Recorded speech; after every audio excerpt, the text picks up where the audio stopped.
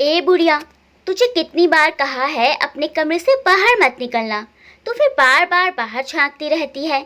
अगर तू कमरे से बाहर आई तो मैं तुझे खाना नहीं दूंगी। रहना भूखी फिर पूरा दिन। नैना देवी की बड़ी बहू नीता ने छल्ला कर कहा तो नैना देवी सहम गई और अपना सर झुका लिया और अपनी खाट पर जाकर बैठ गई। यह कहकर नीता वहां से चली गई। बूढ़ी लाचार बेबस औरत और कर भी क्या सकती है। बहू का विरोध करने का वह सपने में भी नहीं सोच सकती। कौन है उनका हिमायती जो उनका साथ देगा। 2 वक्त की रोटी मिल जाती है, अगर बहू का कहना नहीं माना तो वो भी नहीं मिलेगी। नैना देवी अपनी खाट पर बैठी हुई अपने बुढ़ापे के सितम पर बहुत चिंतित थी। पूरी हड्डियां कमजोर हो गई थी। अब वह किसी काम के ना थी। किसी को उनकी कोई ज़रूरत नहीं थी। एक टूटे हुए सामान की तरह एक कमरे में फेंक दी गई थी। इस कमरे से बाहर निकलने पर उन्हें पाबंदी थी। अगर वह कभी कमरे से बाहर आ जाती तो उनकी बहुएं उन्हें बहुत डांटती थी और फिर कमरे का दरवाज़ा भी बंद कर दिया जाता था। और फिर जब उनका दिल करता तब वह कमरे का दरवाज़ा खोला जाता था। इसी डर के कारण वह खुद ही अपने कमरे से बाहर नहीं निकलती थी। जिस घर में नैना देवी कभी दुल्हन बनकर आई थी, जिस घर को उन्होंने अपने हाथों से प्यार से सजाया था, उनका घर आज उन्हीं के लिए केवल एक कैद खाना बनकर रह गया था। वक्त ने आज इसी घर में उन्हें कैदी बना दिया था। नैना देवी जी बैठी हुई अपने आप से ही बातें करती रहती थी और अपने पुराने दिनों को याद करती रहती थी। 15 वर्ष की आयु में ही नैना देवी जी का भानु प्रकाश जी से विवाह हो गया था। नैना देवी जी को उस समय ज़्यादा काम भी नहीं आता था। सही सा खाना बनाना भी नहीं आता था। माता पिता की इकलौती संतान थी, इसीलिए लाड प्यार में ज़्यादा काम भी उनसे नहीं कराया जाता था। भानु प्रकाश भी अपने माता पिता की इकलौती संतान थे। इतनी कम आयु में विवाह होने के बाद भी नैना देवी ने कभी कोई शिकायत का मौका नहीं दिया था। वे सदैव पति के साथ कदम से कदम मिलाकर चलती थी। यही कारण था कि भानु प्रकाश जी नैना देवी से अत्यधिक प्रेम करते थे। नैना देवी बहुत ही बुद्धिमान और समझदार औरत थी। अपने संस्कारों और कुशलता से उन्होंने अपने घर को स्वर्ग बना रखा था। नैना देवी हर काम बड़ी साफ सफाई से और बहुत ही सलीके से किया करती थी। भानु प्रकाश जी अपनी पत्नी की समझदारी और कुशलता पर बहुत ज़्यादा मोहित थे। अपनी पत्नी की सलाह के बिना वह कोई काम न करते थे। भानु प्रकाश जी भी एक सज्जन, विनम्र, ईमानदार और ज़बान के पक्के व्यक्ति थे। दोनों की ही जोड़ी राम और सीता जी के समान थी। दोनों पति पत्नी में कभी भी झगड़ा नहीं हुआ था। दोनों ने बहुत प्रेम पूर्वक अपना जीवन व्यतीत किया था। भानु प्रकाश जी और नैना देवी जी के 3 पुत्र थे, संजय, रवि और नरेश। तीनों बेटे अपने पिता भानु प्रकाश जी की तरह माँ की हर बात मानते थे। नैना देवी अपने तीनों पुत्रों को समान प्यार देती थी। कभी कोई भी बेटा कुछ भी फरमाइश करता तो उसे झट पूरा कर देती थी। भानु प्रकाश जी के पास कई बीघा जमीन और अपना खुद का बहुत बड़ा घर था। नैना देवी चूंकि इकलौती संतान थी तो उनके मायके का घर और ज़मीन भी नैना देवी जी को ही मिल गया था, जिसे बेचकर भानु प्रकाश जी ने कई दुकानें बना ली थी। भानु प्रकाश जी ने अपना घर, ज़मीन और दुकानें, जबकि नैना देवी जी के मायके की घर और ज़मीन, दुकानें बेचकर बनाई गई थी, सब कुछ नैना देवी जी के नाम कर दिया था। लेकिन यह बात उनके तीनों बेटों में से कोई भी नहीं जानता था। भानु प्रकाश जी एक एक करके अपने तीनों बेटों की शादी कर दी। तीनों बेटे अपनी पत्नियों के साथ बहुत खुश थे, लेकिन उनकी पत्नियों से यह बात बर्दाश्त न होती कि हर एक फैसला नैना देवी यानी उनके सास से पूछकर किया जाता है। बड़ी बहू चाहती थी कि मेरा हुक्म घर में चले, मझली चाहती कि मेरा हुक्म चले और छोटी चाहती कि मेरा चले। तीनों में इस बात को लेकर खटपट हो जाती थी, जबकि नैना देवी उन्हें अपनी बेटियों की तरह प्यार करती थी, कभी कोई भेदभाव भी नहीं करती थी। समय गुजरता गया। भानु प्रकाश जी की उम्र बढ़ती जा रही थी और उसका शरीर बूढ़ा हो चला था। चलना फिरना मुश्किल से होता था, लेकिन इस उम्र में भी नैना देवी के लिए उनके प्यार में कोई कमी न आई थी। नैना देवी भी हर पल उनके साथ ही रहती और उनका बहुत ख्याल रखती थी। भानु प्रकाश जी नैना देवी जी को अपने पास से हिलने तक न देते थे। जिस दिन भानु प्रकाश जी की तबीयत ज़्यादा खराब दिखाई देती, नैना देवी अन्न तक भी मुंह को न लगाती। आंसू भरी नजरों से भानु प्रकाश जी को प्यार भरी नजरों से देखती रहती थी। आज भानु प्रकाश जी को सांस लेने में बहुत दिक्कत हो रही थी। वो अपने बेटों को बुलाते हैं और सबको अपनी माँ का ख्याल रखने को कहते हैं और हमेशा साथ रखने का उनसे वादा लेते हैं। इस वक्त नैना देवी जी जीवन का सबसे बड़ा दुख महसूस कर रही थी, जब उनके सामने उनके पति, उनके हमसफर अपने जीवन की अंतिम सांसें ले रहे थे। कुछ समय बाद भानु प्रकाश जी को एक खून की उल्टी होती है और उनकी सांसें बंद हो जाती हैं। नैना देवी बेसुध होकर जमीन पर गिर जाती हैं। तीनों बेटे माँ को संभालते हुए गले लगकर बहुत रोते हैं। भानु प्रकाश जी नैना देवी जी को हमेशा हमेशा के लिए छोड़कर चिरनिद्रा में सो जाते हैं। पति के देहांत से नैना देवी जी को बहुत सदमा पहुंचता है। नैना देवी जी भी अपने पति से बहुत प्यार करती थी। पति के देहांत के बाद नैना देवी जी एकदम उदास रहने लगी थी। धीरे धीरे समय गुजरता गया। तीनों बेटे अपने परिवार में सब खुश थे। जब कभी दिल किया थोड़ी बहुत देर माँ के पास बैठ जाते। माँ कुछ कहती तो बात सर के ऊपर को उतार देते थे। माँ किसी चीज़ की फरमाइश करती तो बेटे कुछ न कुछ बहाना लेकर टाल देते थे। अब पहले जैसी कोई बात नहीं रही थी। बहू से कुछ कहती तो वो भी ना सुनती। अब किसी बात से उनसे कोई सलाह नहीं ली जाती थी। बहुएं हर काम अपनी मर्जी से करती थी।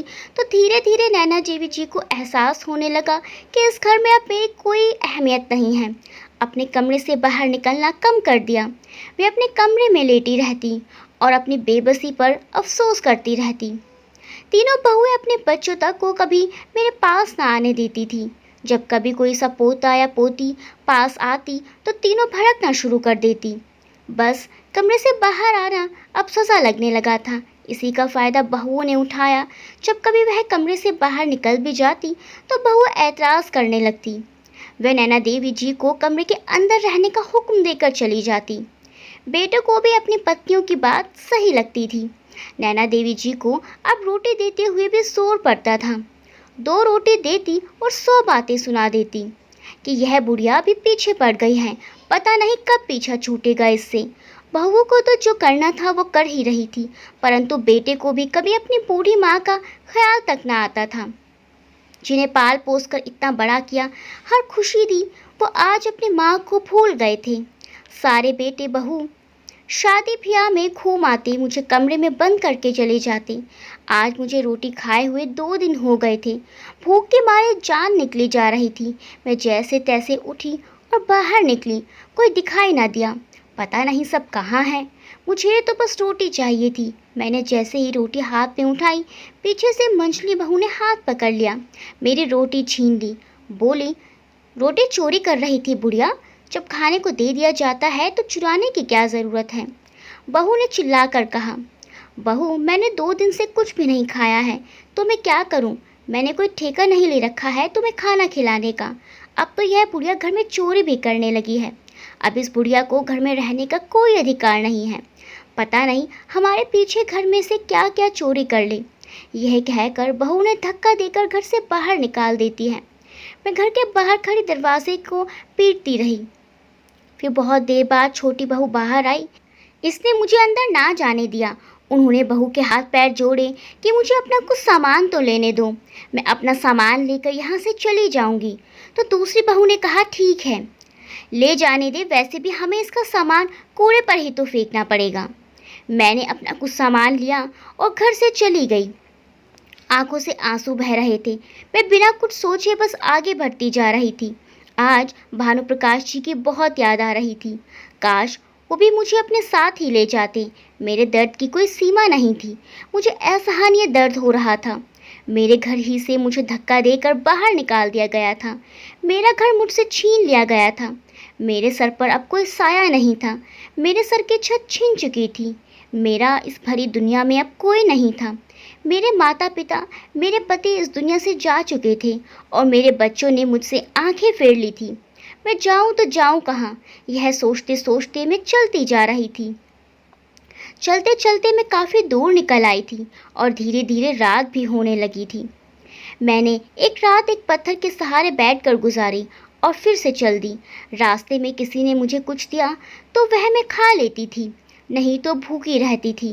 मैं कितने ही दिनों तक ऐसे ही भटकती रही, रात इधर उधर बैठकर गुजार देती। एक दिन मुझे एक पवन नाम का लड़का मिला। उसे मुझ पर बहुत तरस आया। उसने मुझे लावारिस समझकर और तरस खाकर एक वृद्धाश्रम में छोड़ दिया। मैं वृद्धाश्रम में रहने लगी। अब मेरी दुनिया बस वो वृद्धाश्रम ही था। मुझे कोई लेने न आया और ना ही मैं किसी को याद आई। धीरे धीरे वक्त गुजर रहा था। अब मुझे वृद्धाश्रम में रहते रहते 3 साल हो गए थे और मैं और ज़्यादा बूढ़ी हो गई थी। अचानक एक दिन मुझे बुलाया गया कि कोई नरेश आपको लेने आया है। मैंने बोला, मैं किसी नरेश को नहीं जानती। मुझे ज़बरदस्ती बाहर लाया गया। मेरा बेटा मेरे सामने था और मुझसे गले मिलकर ऐसे रोया जैसे मैं खुद घर से भाग कर आई थी। मैं पत्थर बनी हुई खड़ी थी। मेरे अंदर की सारी भावनाएं मर चुकी थी। माँ, कुछ बोलो ना। माँ, मेरी माँ। नरेश मुझे बार बार गले लगा कर कह रहा था। मुझे उसके मुंह से निकलते हुए माँ के नाम से भी घृणा हो रही थी। वो मुझे घर ले जाने लगा। मैंने साफ मना कर दिया, लेकिन फिर बहुत ज़बरदस्ती मुझे वहाँ से ले गया जहाँ अब मैं कभी जाना भी नहीं चाहती थी। सब ने मेरा ऐसे स्वागत किया जैसे मैं नई नवेली दुल्हन हूँ। मुझे इन सब से बेतहाशा नफरत हो रही थी। मेरी खूब आवभगत हो रही थी। जिन बहुओं ने घर से धक्के देकर बाहर निकाला था वो हर समय सर पैर भींचती रहती। मैं एक बेजान पत्थर थी जिसके अंदर कोई भावनाएं नहीं थी। एक दिन तीनों बेटे बहुए मेरे पास आए और बोले, माँ, जो अस्पताल के नाम प्रॉपर्टी है वो हमारे नाम कर दो। अब आपका क्या भरोसा कब टाइम आ जाए। मुझे अब समझ आया कि मुझे यहाँ किस लालच में लाया गया है। मेरे अंदर का धैर्य अब जवाब दे गया। मेरे बच्चे इतने स्वार्थी हो गए थे ये मैंने सोचा भी नहीं था। 3 साल से मेरी कोई सुध ना ली। 3 साल में सुधरी तो वो भी अपने लालच को। इंसान, खासकर औलाद, जब ऐसे नीच कर्म करे तो एक बूढ़ी विधवा औरत करे तो क्या करे। जिन बच्चों को 9 महीने अपनी कोख में रखकर पाला, जिन बच्चों के लिए जवानी बर्बाद कर डाली, आज बुढ़ापे में इसका बदला मुझे मिल रहा है। मैंने गुस्से में बोला, मेरे पास कोई प्रॉपर्टी नहीं है और होती भी तो तुम जैसे लालचियों को ना देती।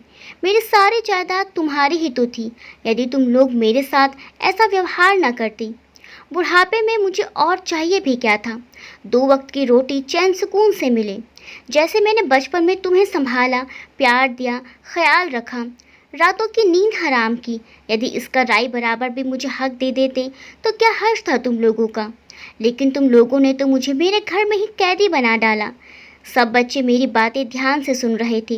वो मुझसे मिन्नत करते लगे, मेरे हाथ पांव जोड़ने लगे, कहने लगे, माँ, तुम अब चिंता ना करो, हम सारी कमी पूरी कर देंगे। मैंने कह दिया कि सारी कमी तो तुम लोग पूरी कर ही चुके हो, अब बाकी क्या बचा है। मेरे नाम जो कुछ था वह सब कुछ था। मैंने सब चैरिटी के नाम कर दिया था। यह सब सुनकर उनके पैरों से ज़मीन निकल गई।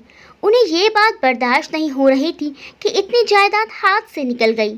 जिस घर में वो सब रह रहे थे वो भी उनका नहीं था, वो भी मैंने चैरिटी के नाम कर दिया था। अब इनके पास कुछ ना बचा था सिवाय पछताने के। सबके सब फटी आंखों से मुझे देखते रहे और शर्मिंदा होते रहे और बोलते रहे, माँ, एक बार तो सोचा होता हमारे बारे में। चैरिटी के नाम करने से पहले तुम लोगों ने भी सोचा होता, मुझे कैद करने से पहले। तुम्हारी दुनिया रंगीन करते करते माँ बाप के सर में कब सफ़ेदी आ गई, कब खाल में झुर्रियाँ पड़ गई, इसकी तो माँ बाप को खबर तक नहीं होती है। और जब झुर्रियाँ आए तो तुम लोगों ने मुझे टूटा फूटा सामान समझकर एक कमरे में फेंक दिया। मेरे ही घर में मेरे लिए जगह ना रही। यह सब बातें वे सुनते जा रहे थे। माँ बाप तो तुम लोग भी हो, जैसे बोओगे वैसा ही काटोगे। तीनों बेटों ने हाथ जोड़ लिए, कहने लगे कि माँ की बद्दुआ कभी खाली नहीं जाती। माँ, हमसे बड़ी भूल हुई है, बड़ी अनहोनी हुई है। हम सब अंधे हो गए थे। एक बार भी नहीं सोचा कि यह वक्त हम पर भी आएगा। माँ, हमें माफ़ कर दो, हम बहुत शर्मिंदा हैं। पास खड़ी बहुओं में भी खलबली मच गई। कहने लगी, माँ जी, हमें भी माफ़ कर दीजिए, हमने आप पर सख्ती रखी। मैंने कह दिया कि माँ का दिल तो बच्चे को माफ़ कर ही देता है, लेकिन भगवान तो माफ़ नहीं करता। मैं तो अब भी यही दुआ करूँगी कि तुम्हारा जीवन सफल रहे। तभी चैरिटी वाले आए और घर खाली करवाने लगे। मैं भी वापस वृद्धाश्रम की ओर चल पड़ी। बेटे अपनी अपनी ससुराल की ओर चल पड़े। सबने मुझे रोकने की बहुत कोशिश की और अपने साथ चलने की जिद की, लेकिन मैंने मना कर दिया कि अब तो तुम्हारा खुद का ही कोई ठिकाना नहीं है। अब तो तुम लोग अपना जीवन व्यतीत करो। मैं अपने वृद्धाश्रम जाती हूँ, जहाँ मुझ जैसे बहुत से बुजुर्ग लोग अपना जीवन आराम से व्यतीत कर रहे हैं। जब कोई कमी नहीं रखी माँ ने अपने बच्चों को पालने में, फिर क्यों कसर रखी बच्चों ने बूढ़ी माँ को संभालने में। दोस्तों, कहानी के बारे में अपने विचार कमेंट्स में बताएं और वीडियो को लाइक करना बिल्कुल ना भूलें। मिलते हैं अगली वीडियो में अच्छी सी कहानी के साथ। तब तक के लिए बाय बाय।